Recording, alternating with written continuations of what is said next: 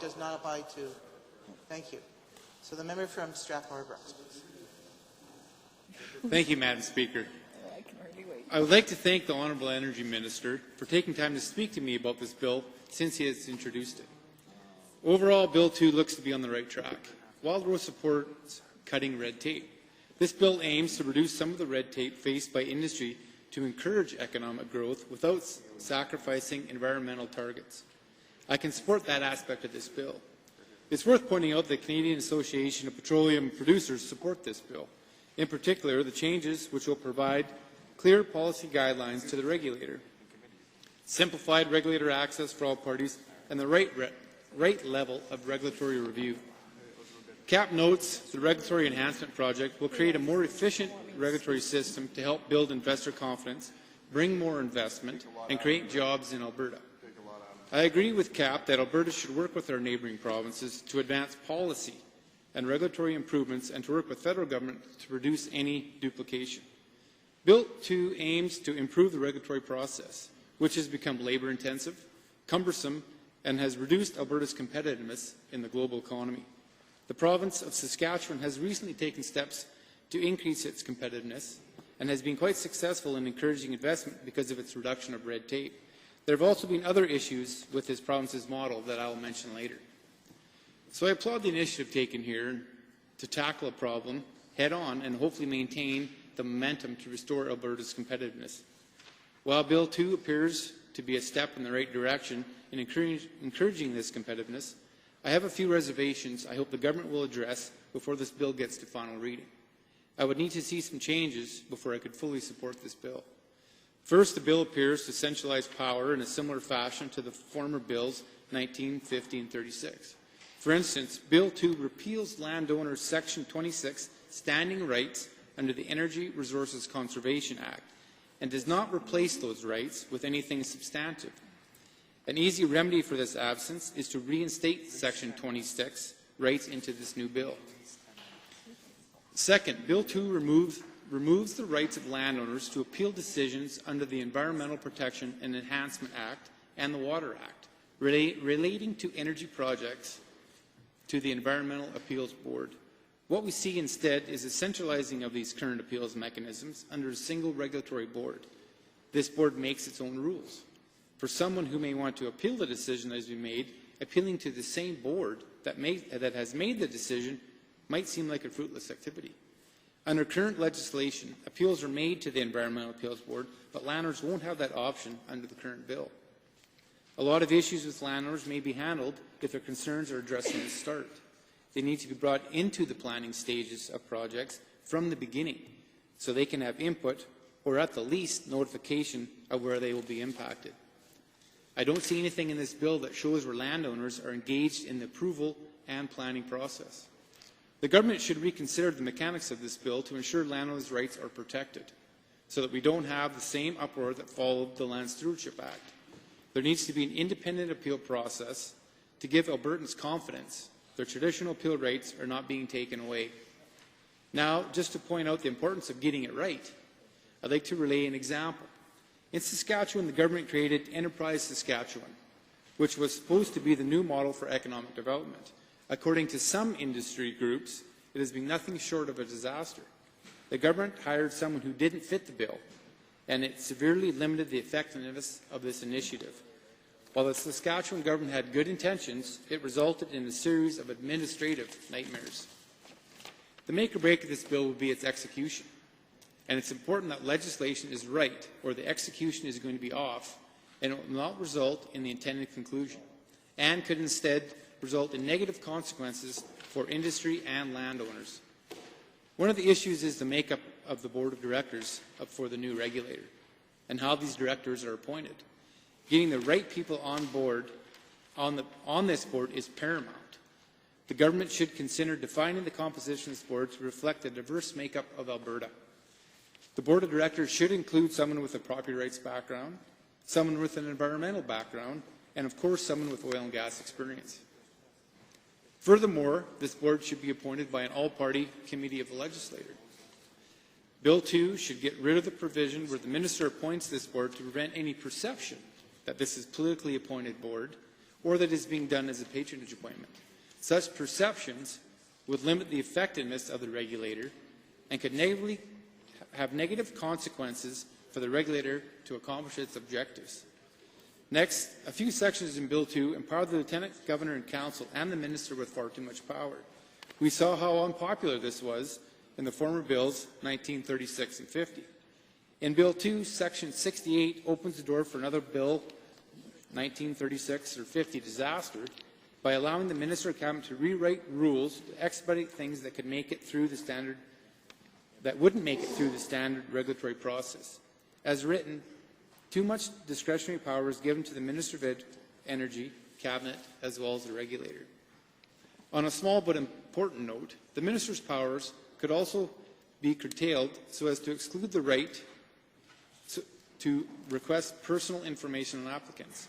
Currently, Bill 2 gives the Minister the right to request personal information. It's not clear why the Minister would be that hands-on as seeing this information.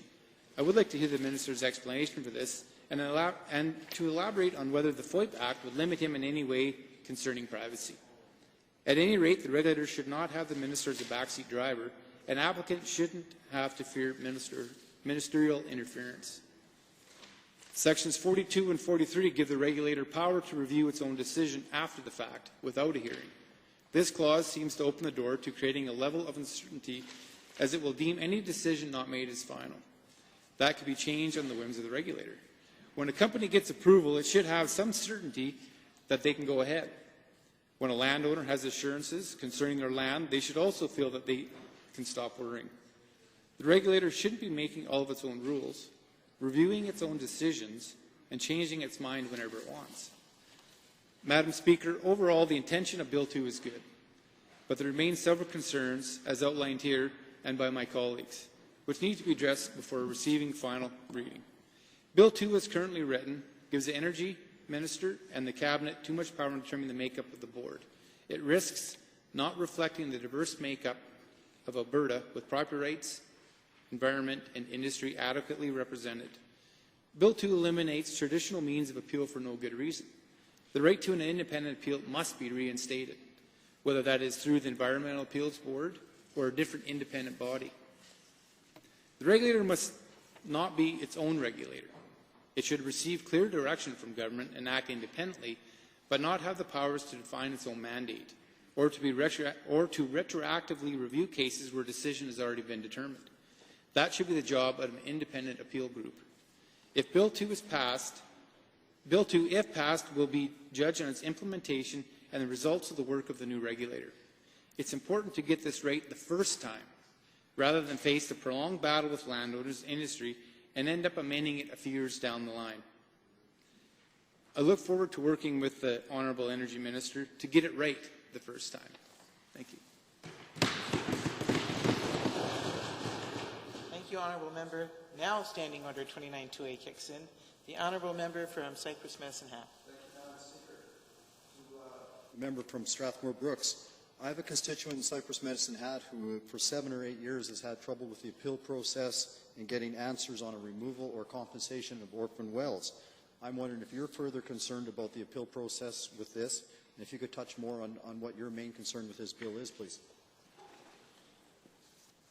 Well, certainly, Madam Speaker, orphan wells is a huge concern.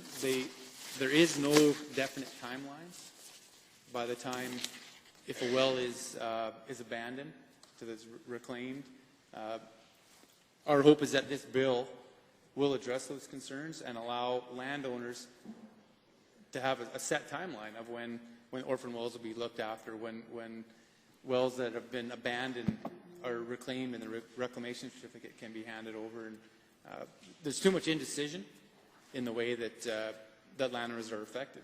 I've got a couple of really good examples of landowner issues not having the right appeal process.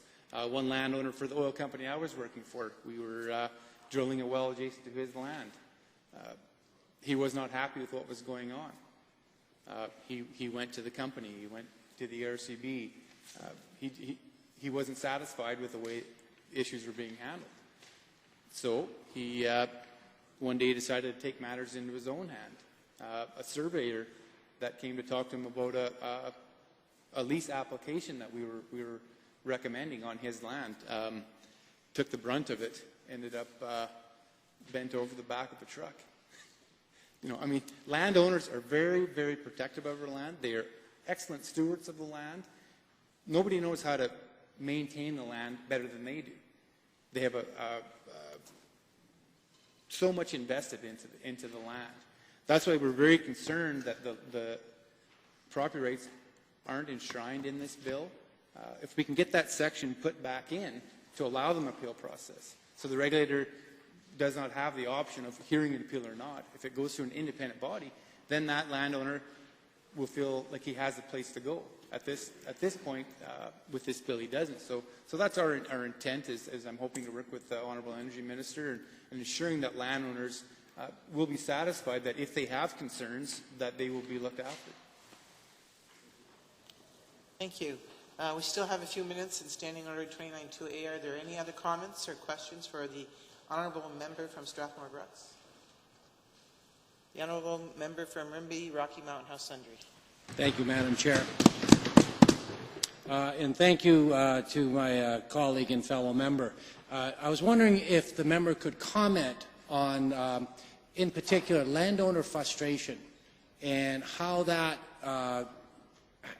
is created with the way we design some of these pieces of legislation. The Honourable Member from Strathmore Brooks. Well, I think mainly it's created because the landowners have no input into the formation of these bills and legislation. That's why I recommended in here that the board of this new regulator has somebody with property rights experience, somebody with environmental experience, and someone with oil and gas experience, so that they have a voice from the start.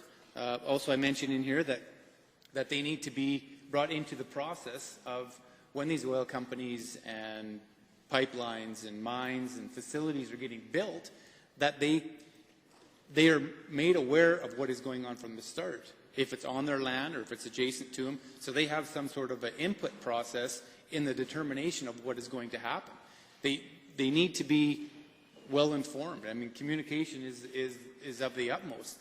If they don't know what's happening and all of a sudden they see right across the road from them a drilling rig pulls in, or some sort of company going to build a big structure that they don't know about, of course they're going to be angry.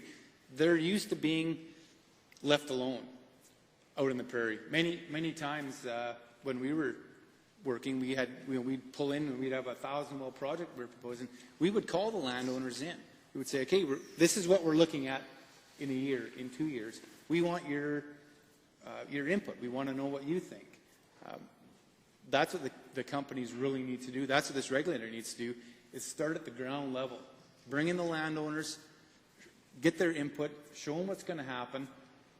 If they don't like it, then it's easier to make the changes at the start than when you're halfway done a project.